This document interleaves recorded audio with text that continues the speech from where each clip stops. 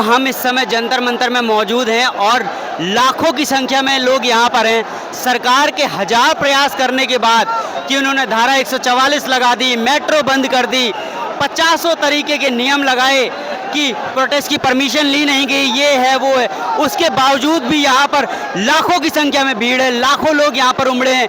जैन जी का असली सैलाब यहाँ पर उभरा है और हमारे साथ बहुत सारे स्टूडेंट्स यहाँ पर हैं, तो हम एक स्टूडेंट से बात करेंगे कि क्या रहेगा इनका और उनके क्या व्यूज़ हैं। क्या नाम है आपका? मेरा नाम सूर्य प्रकाश है, मैं राजस्थान कोटा से बिलोंग करता हूँ। हम इस सरकार से इतना परेशान है। मैं बीएससी नर्सिंग स्टूडेंट हूँ। जब नर्सिंग करने गए, गवर्नमेंट में नंबर नहीं आया, प्राइवेट में गए तो 3 लाख रुपए मांगे स्टार्टिंग की प्रवेश फीस। उसके बाद में 1.5 लाख रुपए हर साल 4 साल तक देने होंगे। अभी रिसेंटली जो पेपर लीक हुआ है उसमें मेरी जो फ्रेंड्स है जिससे मेरी शादी होने वाली थी, उसको 615 नंबर आ रहे थे। मैं एसटी से हूँ, तो एसटी में 615 नंबर में उसका सिलेक्शन कंफर्म था। दूसरी बार ये पेपर रिजेक्ट हो गया, पेपर लीक हो गया। पेपर लीक होने के बाद में अब जब दोबारा पेपर करवाया तो पेपर नहीं बैठ पाया। उस 350 नंबर से 350 नंबर आया, उसमें हमारा नहीं हो पाया। उस चक्कर में मेरी शादी कैंसिल हो गई है। मैं इस साल शादी करने वाला था, हमारा जैसे उसका सिलेक्शन होता है, क्योंकि शादी के लिए दोनों में से एक को सक्सेस होना जरूरी है। तो इस साल शादी करता, लेकिन उस चक्कर में शादी भी नहीं कर पाया। देख सकते हैं कि लोग कितना ज़्यादा परेशान हैं।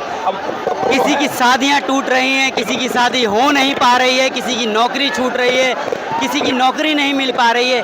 और सच में ये बहुत स्ट्रगल का टाइम चल रहा है और हमारे जैन जी अगर ना बोलें तो कैसे ऐसे हो सकता है। आप देख सकते हैं कि ये जन सैलाब इस बात का सबूत है कि लोग परेशान हैं। लोग अंदर से गुस्सा उनके भरा हुआ है, वो गुस्सा उभर रहा है। शिक्षा पूरे तरीके से बिक चुकी है। आपको क्या लगता है कि इस प्रोटेस्ट के बाद प्रोटेक्शन के बाद बिल्कुल हमें कामयाबी मिलेगी और जब तक कामयाबी नहीं मिलेगी हम यहीं पे रहेंगे कोटा में। कहती है कि हमारे यहाँ इस्तीफा देने का कल्चर नहीं है। कल्चर लाना पड़ेगा। जो स्थिति नेपाल में बनी है वो स्थिति हम यहाँ पे लगा के रहेंगे। आप नई सरकार चाहते हैं? नई सरकार चाहते हैं। हम सरकार से बहुत ज्यादा परेशान। नई सरकार में आप किसको प्रधानमंत्री देखना चाहते हैं? प्रधानमंत्री तो अभी कोई डिसाइड नहीं हुआ है, लेकिन हम शिक्षा मंत्री सोनम वांगचुक जी को देखना चाहते हैं। ये इनकी मांग है कि शिक्षा मंत्री को इस्तीफा देकर सोनम वांगचुक सर को ये शिक्षा मंत्री देखना चाहते हैं। मैं राजस्थान से बिलोंग करता हूँ। राजस्थान में शिक्षा मंत्री श्री मदन जी दिलावर है। उनको ये पता नहीं कि 10th और 10वीं किसे कहते हैं। वो एक स्कूल में जाते हैं, वहाँ पे बच्चों से पूछते हैं कि बच्चों तुम कौन सी स्कूल में पढ़ते हो। बच्चों ने बोला हम 10th में पढ़ते हैं। तो शिक्षा मंत्री बोलता है कि अच्छा मैंने तो सोचा आप 10वीं में पढ़ते होंगे। ये कंडीशन है इस देश की। ऐसे अनपढ़ शिक्षा मंत्री बैठे, बताओ देश का विकास कैसे होगा। अनपढ़ सिर्फ शिक्षा मंत्री नहीं है, सभी मंत्री ही अनपढ़ हैं और मुख्यमंत्री अनपढ़, राजस्थान में शिक्षा मंत्री अनपढ़, सारे मंत्री अनपढ़ है। देश का विकास कहाँ से करेगा जिसके अंडर में 4-5 कलेक्टर चलते हैं पर डे। शिक्षा मंत्री के अंडर में वो साला खुद अनपढ़ है, कैसे देश का? तो आप देख सकते हैं कि लोग परेशान हैं। बड़े बड़े ये लोग मंत्री विधायक बन के कॉलेज खोल रहे हैं, स्कूल खोल रहे हैं, लाखों की फीस वसूल रहे हैं और व्यवस्था जीरो है। रोजगार खत्म है, महंगाई बढ़ रही है और अगर इस परिवर्तन में लोगों ने साथ नहीं दिया तो ये आखिरी मौका है।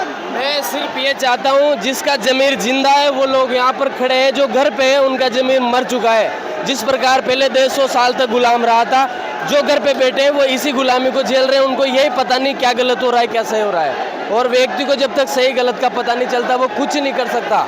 वो जानवरों की तरफ घर पे पड़ा है, खा रहा है, पी रहा है, सो रहा है। बिल्कुल सही बात है। ये देश मुट्ठी भर अंग्रेजों ने गुलाम कर लिया। कारण यही रहा कि लोगों को फर्क ही नहीं पड़ा कि कौन आ रहा है, कौन हम पे कब्जा कर रहा है, कौन हमारे संसाधन छीन रहा है। और आज वही दौर दोबारा आ चुका है और इस सरकार को झुकाने के लिए, इस तानाशाही सरकार को इसको आंखें दिखाने के लिए, इसकी औकात इसको दिखाने के लिए ये जन सैलाब यहाँ पर उमड़ा है। और आज के इस जन सैलाब के बाद देखते हैं क्या रिस्पॉन्स होता है। हम आपके साथ जुड़े रहेंगे और आपको सारे अपडेट देते रहेंगे। जय हिंद, जय भारत।